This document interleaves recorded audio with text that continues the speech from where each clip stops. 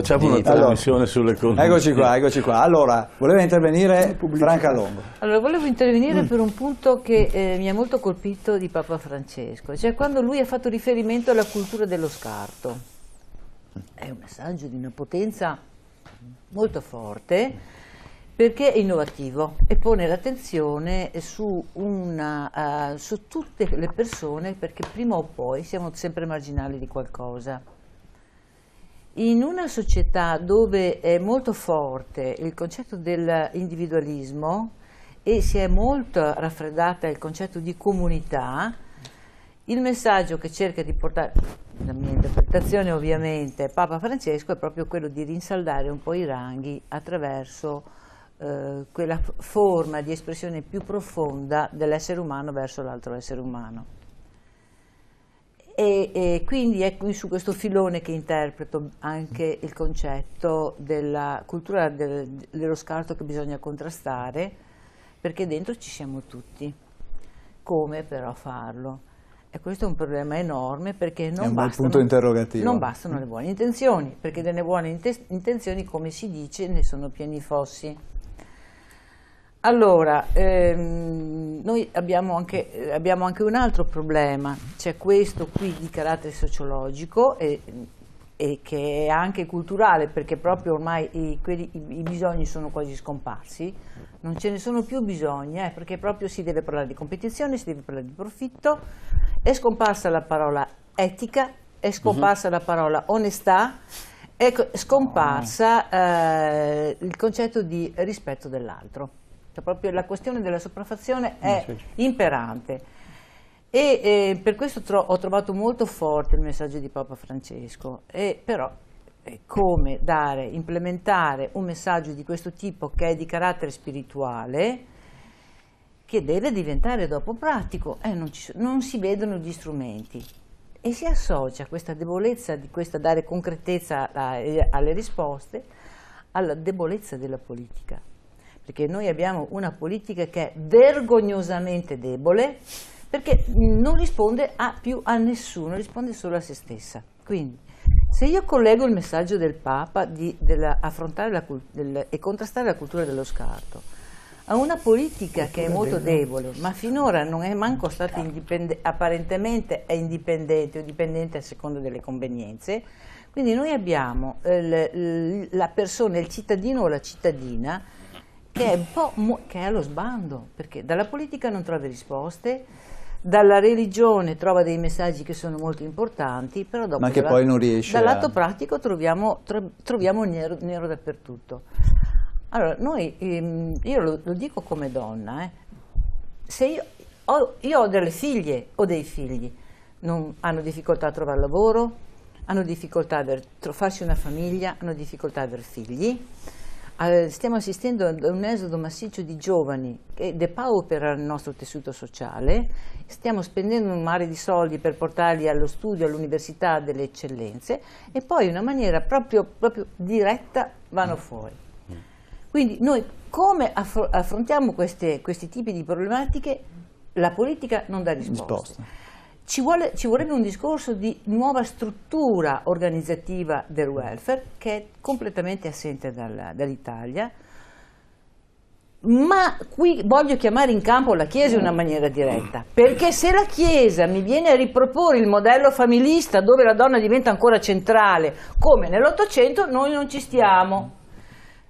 Quindi la Chiesa deve senz'altro aprirsi a tutte le cose che il mondo di oggi offre, sarà eterna prima o dopo, fra 2000 o 2000 anni fa, non è questo, adesso bisogna rispondere ai problemi di adesso. Quindi noi dobbiamo rompere questo schema del modello familista che vincola in una maniera esagerata la donna a casa, non propone modelli nuovi e tra l'altro non collaborano i due fattori culturali che sono presenti in uno Stato, che è la parte religiosa e la parte politica. Perché apparentemente non collaborano su queste cose se non nell'esercizio del potere. Ecco che la gente si stacca, perché quello che la gente percepisce che sia vero o non sia vero è un altro discorso, ma il concetto di potere che sovrasta qualsiasi tipo di decisioni, che non si modifica mai niente, siamo sempre in un limbo, e questo il Censis l'ha ben detto, e vorrei che questa frase apparisse sullo schermo, di che cosa stiamo parlando. Questa è la società italiana, ma è ridotta a questo proprio per dei fattori che sono culturali e si associano poteri che sono troppo dominanti. Allora, abbiamo una telespettatrice che è in attesa per intervenire, la signora Bianca. Buonasera signora, lei da dove chiama? Sì, buonasera, chiamo da Padova. Buonasera signora Bianca, prego. Sto seguendo la trasmissione. Allora, la signora ha posto dei problemi seri e veritieri, complessi, e condivido molto. Però io volevo intervenire per quanto che della telefonata precedente sì. che ha risposto il padre. Sì. Che c'è lì. Certo, Dondino Pistoletto. Allora, è una delle cause, secondo me, che questi extracomunitari fanno un po' i prepotenti, è proprio questa faccenda. Secondo me, dell'esperienza mia che vivo in centro, vivo qua, ho avuto un negozio fin poco fa, insomma, e ho toccato con mano il comportamento, tocco ogni giorno con mano il comportamento di queste persone, ecco. Loro si sentono tanto tutelati e te lo dicono anche in faccia, e ci dicono in faccia: guarda che noi siamo più protetti di voi. Più di uno mi ha risposto così, più di una donna anche, non le dico che giochino, che mettono su certe extracomunitari che vanno in queste famiglie a lavorare, eccetera.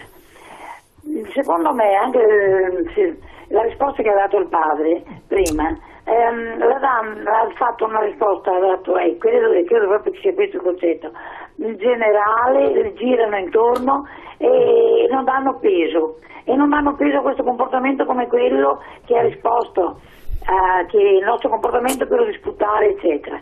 Ma scusa, questi devono essere richiamati, c'è poco da dire, sempre a girare intorno e giustificare sempre, perché il senso civico è una cosa, è una legge che insomma la civiltà dobbiamo esigerla in senso assoluto, perché i nostri ragazzi che vedono e sentono che questi sono sempre giustificati perdono anche le nostre tradizioni quando escono, perché dicono: ma scusa, quello là non le fanno niente, quello può dormire sull'erba, può fare quello che vuole, può fare la pipì, e qua vedo in prato che abito qui intorno, di tutto.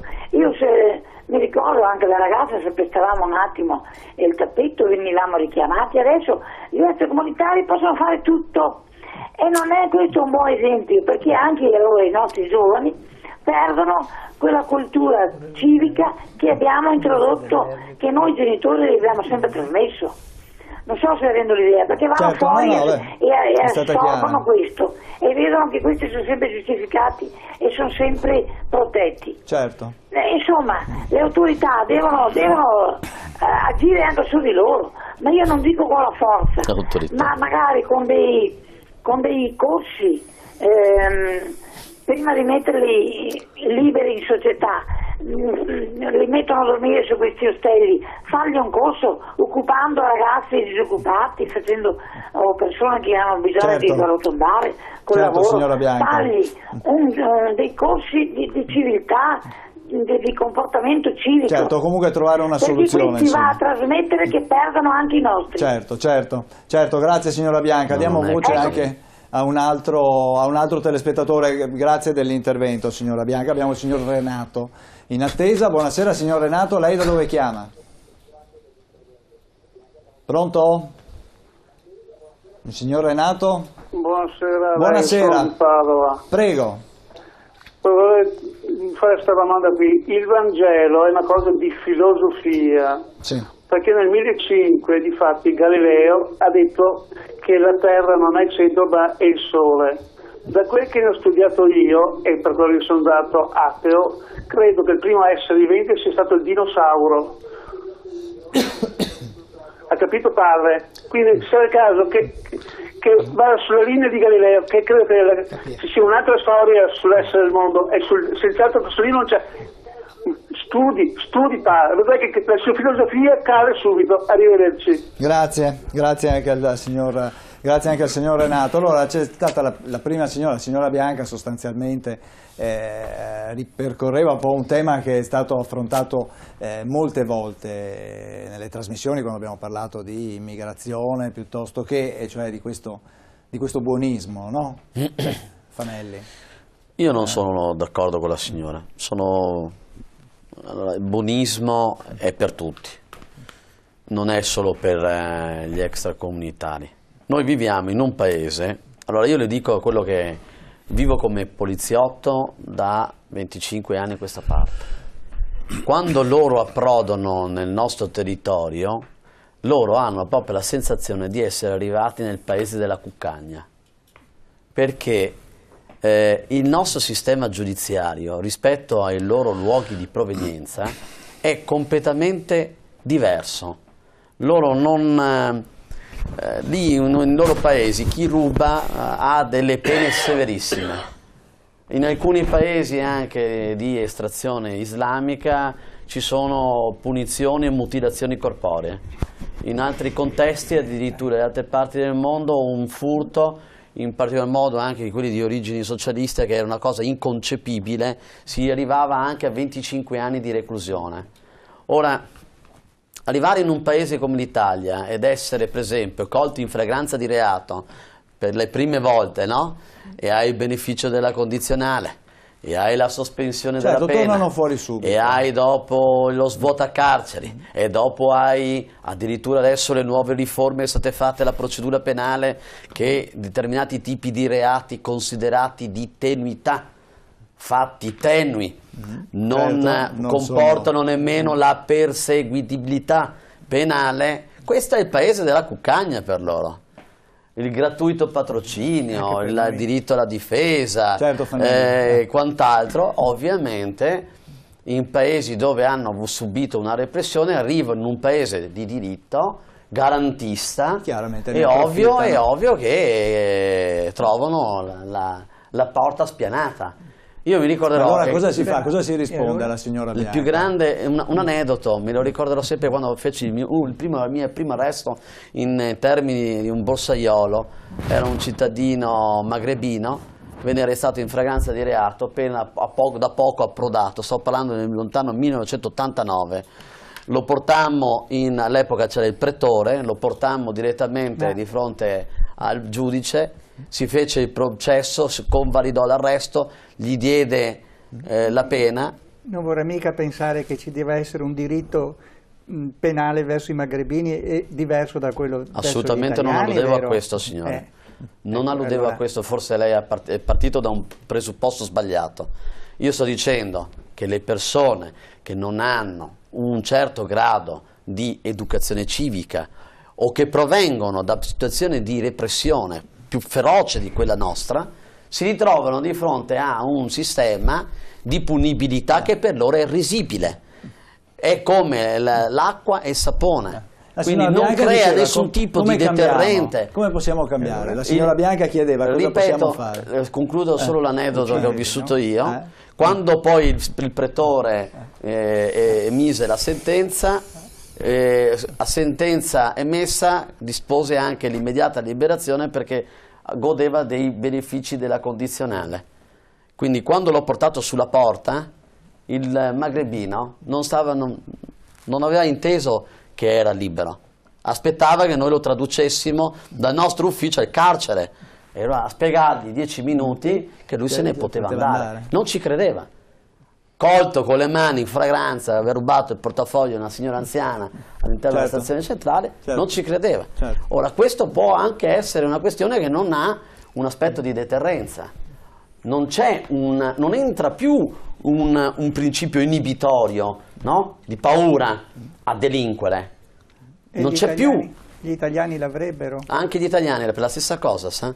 Non sto facendo un discorso tra magrebini e italiani. Certo, non è una questione etnica. È una questione di educazione e di preparazione civica anche. Non si ruba perché non si deve rubare, non si spaccia droga perché non si deve spacciare droga, non si stupra perché non si deve fare. Da quel che dice lei sembrerebbe che questi immigrati avrebbero un senso civile molto più elevato del nostro, perché pensano che quando uno ha rubato deve essere punito. Sì, Diversamente da quello, allora sono più bravi perfino. sì, Certo. ed è questo il punto fondamentale, che probabilmente il nostro sistema giudiziario non è all'altezza della loro preparazione inibitoria. Non è di scusatemi. poco significato, scusa, una battuta. Scusa, lei ha detto il contrario. Che in No, non è l'occasione così. di questo giubileo nessuno mai ha pronunciato dimostrazione di come le sensibilità sono cambiate, anche la gente è incavolata fissa. Sì, no, infatti Nessuno ha questa era la pronunciato domanda che parola volevo amnistia, fare. che invece era stata pronunciata nell'altro giubileo.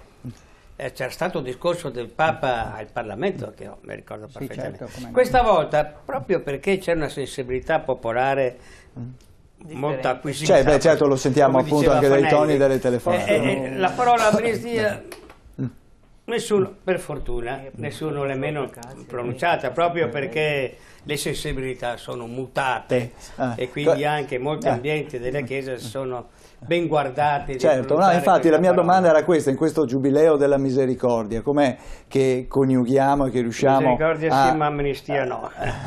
a coniugare tutto quanto, anche proprio alla luce di questi fenomeni di cui abbiamo parlato? Gottardo, un attimo, perché avete i microfoni accesi, se no a casa non si sente niente. Prego. Credo che il concetto di misericordia è pensate che il Papa parla di misericordia e non di perdono, perché la misericordia è un passo più in là del perdono. Misericordis è il richiamo dell'azione del cuore, non è il cordis, non è soltanto un atto di perdono, però in qualche maniera ti odio lo stesso, ecco, tanto per usare, cioè lui scavalca questa cioè ti chiede qualcosa di più, signore, quante volte dovrò perdonare? Fino a 7 volte, 70 volte 7, dico, altrimenti non ne dai fuori.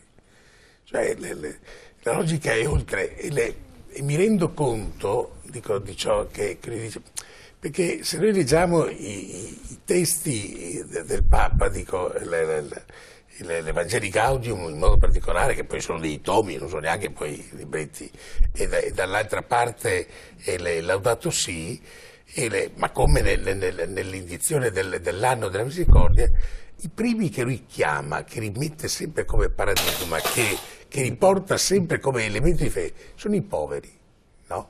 Le cosiddette periferie esistenziali, che poi tutti vanno in cerca della periferia cittadina, mi pare della periferia del tuo essere.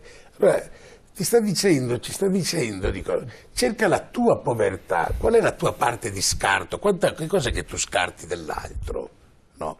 Altrimenti fai della demagogia, cioè parli i grandi sistemi, dico, no, non scarto niente perché faccio la raccolta differenziata. Cosa vuol dire? Dico, no, così mi è stato risposto da qualche ebete, dico, quindi, allora, dico, da questo punto di vista vuol dire che molto probabilmente, cioè, il Papa è bello, lo si interpreta, no, con il buon appetito, il buonasera, il buongiorno, che sono diventate delle battute quasi offensive dal mio punto di vista nei suoi confronti.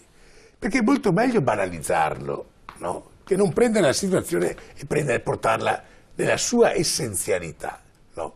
E lui l'ha detto più qualche volta, ma guardate, dico, che quello che sto dicendo è scritto già nel Vangelo, l'hanno fatto ancora 2000 anni fa, non sto mica dicendo nulla di nuovo, Sto dicendo di quello che 2000 anni fa è stato detto. E ciò che lo chiedo non è solo come un atto spirituale, non ha logica. Io non posso essere giusto spiritualmente. Cosa vuol dire giusto spiritualmente? Essere giusto concretamente, dico, no? Non posso essere dividere, togliere le separazioni, le separatezze, dico, spiritualmente. No, dovrò togliere concretamente, dico, no? Cioè, la logica evangelica è sempre una logica pragmatica, non è una logica teorica. Allora, da questo punto di vista, credo che è una provocazione forte che lui invita, ma dall'inizio del suo pontificato, non da certo, oggi, da subito, proprio per richiamare dentro a un aspetto di tutti, non solo del credente, a prescindere dal credere. Perché dico, uno che non è credente non deve essere giusto, o non deve avere la capacità della relazione con l'altro, o non bisogna tutelare i suoi diritti perché non è credente. Ma chi l'ha detta di questa roba? Dico, ma chi la dice? Dico, no? un'ultima sottolineatura, ma perché abbiamo una telespettatrice se volete facciamo una trasmissione sull'immigrazione, ma allora dico, certo, vengo a dirvi la mia come direttore dell'ufficio immigrazioni anche. Certo. Dico, la logica dell'immigrazione, io ho un dipendente mio, no? Che viene dall'Eritrea, impiegato 8 anni e 4 schiavitù. Per 4 volte ha dovuto liberarsi lavorando, no? Nel Chad, nel Sudan, per poter 8 anni ci ha impiegato. Cioè, se uno pensa che sta facendo una gita turistica, dico, mi pare che ha una visione un po' distorta, dico. No. Dopodiché lo capisco, 1996 durante il Natale ero in Albania, 96, no? Sì, 96. Subito dopo Prima scattano la rivoluzione interna e via dicendo. E io guardavo dall'Albania il TG1, Rai 1, perché era l'unica che si vedeva, dico. E chi è che, quando guardavo quello, dico, ma Canotto, subito arriviamo, dico. Sì, Cioè la Bengotti, dico, 4 ore di viaggio, dico. E vuoi che non ci vada, dico, sono uno scemo, stavi in Albania, 8 persone su 4 metri per 4, dai. Cioè, bisogna anche girare un po' il mondo e guardarlo. Certo, certo. Sentiamo la signora Graziella cosa vuole dirci. Innanzitutto, da dove chiama, signora? Buonasera, chiamo da Treviso. Buonasera a lei, prego. Buonasera, volevo soltanto agganciarmi al discorso che avevate fatto prima, che aveva fatto quel signore, mi sembra poliziotto, no? Sì. Cioè il discorso che la gente viene qua in Italia perché non c'è troppo garantismo, eccetera, ma questo discorso purtroppo è valido prima di tutto per gli italiani, cioè a me sembra che proprio in Italia ci sia proprio una, come dire, che l'esempio sia che chi delinque molto spesso delinque in vari sensi, non soltanto che viene a rubare in casa, eccetera, venga quasi premiato, cioè il problema è soprattutto, prima di tutto, verso noi italiani. È ovvio che poi si ribalta anche sul discorso degli extracomunitari, cioè che vengono qua, ma il problema è comune, voglio dire, bisogna che ci sia la certezza della pena per i reati che vengono compiuti per tutti, come diceva prima l'altro signore, cioè non è che possiamo fare differenze fra extracomunitari e italiani, perché qui chi ruba, chi delinque, eccetera, sembra quasi venga premiato, cioè qui le certezze, i processi che non finiscono mai, eccetera, l'escamotage, i cavilli, eccetera, poi uno va fuori. È logico che la piccola delinquenza ancora peggio, anche perché purtroppo poi c'è il problema delle carceri, eccetera, e dove li mettiamo. Quindi voglio dire, il problema è molto complesso. Certo. Volevo dire soltanto questo. Certo, grazie. Faccio solo buonasera una a lei, prego. telegrafica. Non ho detto che gli extracomunitari vengono in Italia perché qui il fenomeno della giustizia è, diciamo... No, non è questo, non è quello che volevo intendere, no, assolutamente no. Ho detto che fanno la mara oppure la dolce scoperta, che qui il sistema giudiziario, è ovvio che poi questo sistema giudiziario è fallace sia per gli italiani che per gli extracomunitari. Io anzi faccio anche una mia personale opinione, che dico che questo sistema giudiziario probabilmente è posto in essere proprio perché la giustizia non debba funzionare proprio in capo alla politica, a una certa politica che in galera non ci deve andare. Professor Guizzardi, lei si era prenotato ancora prima perché voleva intervenire, prego. Mi viene bene adesso aprire un argomento. Stiamo parlando del giubileo del Papa, certo. Cercando di capire cosa sta succedendo e quali sono gli aspetti. Allora, è vero che a Padova è aperto in 3 posti, che ha detto lei, e nel carcere. Certo. Ed è aperto in tutti i carceri, se non ho capito male. Allora, i giubilei che vedremo, discuteremo, saranno tutto meno che su quelli, perché su quelli noi non possiamo entrare, né possiamo avere notizie né vedere. Cioè c'è una specie di giubileo separato per i carcerati. Allora, primo questo mi pare che sia una novità assoluta, non è mai successo. Che significato abbia? Qua bisognerebbe vedere un po' il significato che può avere nelle parole dette e scritte, e soprattutto da sociologo mi chiedo, so che sarà difficile che riesca a vedere e capire, che significato ha quando viene applicato nei carceri, perché viene applicato nei carceri. E è da pensare che poi le persone carcerate saranno quelle che lo useranno più di noi, perché io posso andare o non andare al santo in cattedrale, da padre Leopoldo e via di seguito, ma un carcerato probabilmente ci andrà, se non altro per fare una cosa diversa dal normale. diciamola così, non occorre che ci creda. Difatti non è obbligatorio crederci per fare questa azione. Dunque la domanda è, primo, che senso ha questo giubileo nei carceri e per i carcerati, e che senso ha per noi che non siamo in carcere e che probabilmente in quest'anno non ci andremo, e perciò che senso potrà avere per tutti coloro che non sono in quella situazione né mai ci entreranno. Bene, allora dobbiamo andare, tassativamente una pubblicità che ho saltato e sono in ritardo. Andiamo un attimo in pubblicità, ma ritorniamo, dopo cerchiamo di rispondere in chiusura di questa nostra trasmissione al punto interrogativo che ha posto il professor Guizzardi.